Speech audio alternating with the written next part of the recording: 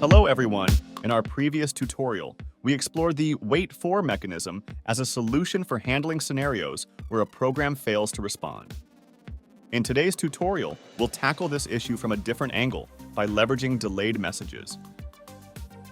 Delayed messages offer an alternative approach to managing unresponsive programs. Instead of waiting for a response within a specified time frame, we'll schedule a delayed message to be sent after a certain period. Let's delve into how we can implement delayed messages to address unresponsive program issues. By the end of this tutorial, you'll have another valuable tool in your toolkit for building robust programs. Let's get started. Let's add the enum action to our I/O file. This enum will serve to distinguish between two types of messages. One type will be used to send a message to the target program, while the other type will be used to check if the target program has responded to us. By categorizing messages into these two types, we can better manage communication between programs and ensure that we can effectively handle scenarios where responses are delayed or not received. In the message IDS, we'll add one more element. While the exact reason for this addition will become apparent later, it sets the stage for implementing our solution effectively. With the addition of a new action, we need to update our match condition accordingly.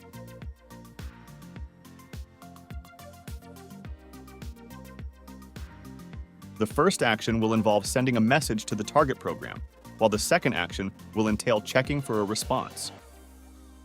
Let's rewrite our match condition to accommodate these two distinct actions. When it comes to sending messages, we'll start by adding an additional condition to check the status of the session. If the session is in waiting mode, we'll proceed with the same procedure as in the previous version of our program. This involves sending the message to the target program and updating the status accordingly.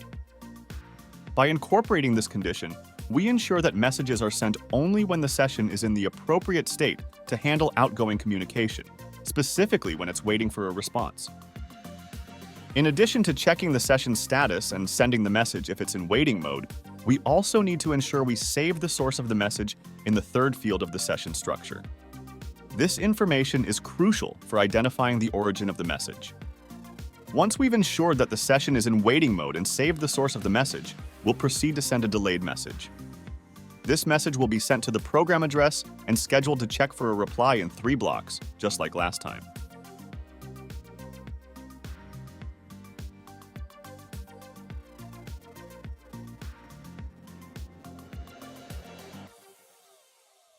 After sending the delayed message, we'll send a reply confirming that the message was successfully sent.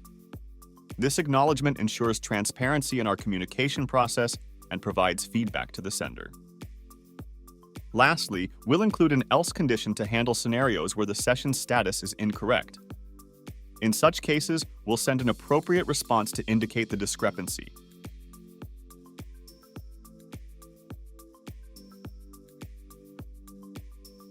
Let's delve into handling the second variant of action, which involves checking the reply.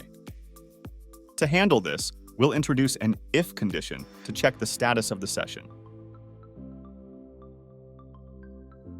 Additionally, it's crucial to verify the sender of the message to ensure that only the program itself can check if the response has arrived.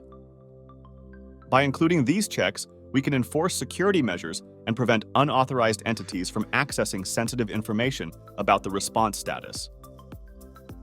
This safeguards the integrity of our program and ensures that only authorized entities can perform actions related to response checking. If the conditions are met, then it implies that the response has not arrived. In this case, we need to notify the sender about the absence of the response. To achieve this, we'll utilize the saved address of the sender to send them a message informing them that the response has not been received. This ensures that the sender is promptly informed about the status of their request and allows them to take appropriate action if needed. By providing clear and timely communication about the status of responses, we uphold transparency and enable effective interaction between programs. After sending the message to the target program, we'll set the status to waiting. This status change indicates that the program is now awaiting a response and is ready to process it when it arrives. Additionally, we'll remove the previous code related to message sending, as it's no longer needed. Let's review the code once more to ensure clarity. After sending the message to the target program, a waiting message is scheduled to be sent after 3 blocks. This waiting message will perform the necessary check to determine if a response has been received. Let's remove the unnecessary code from the handle reply function to streamline it for our current requirements. Once we've removed the unnecessary code, we'll proceed to compile the program to ensure that everything compiles successfully. Let's move on to testing. First, we'll verify that we received the expected response for the first message, confirming that the message has been successfully sent. This ensures that our message sending mechanism is functioning correctly. Next, we'll send a second message of the same type to intentionally trigger an incorrect status response. This test will help us validate our error handling mechanism and ensure that our program responds appropriately to unexpected scenarios. Finally, we'll check the most critical aspect, whether we receive a reply indicating that the message was not received. This test is crucial for confirming that our program effectively handles situations where responses are delayed or missing. Additionally, we need to account for the changes made to the action enum at the beginning and ensure that we process the messages correctly based on the updated enum. We'll adjust the 2 messages accordingly to ensure that everything works as expected. With everything set up for testing, let's proceed and run the tests to verify the functionality of our program. Now let's take a moment to review the output. Both the first and second messages were successfully processed as we expected. It's worth noting that the identifier of the delayed message is different from the initial one, highlighting that it's a distinct message, unlike in the case of the wait and wake functions. And with that, we conclude our course. Thank you for completing it. I encourage you to try implementing the code from this tutorial yourself. See you soon.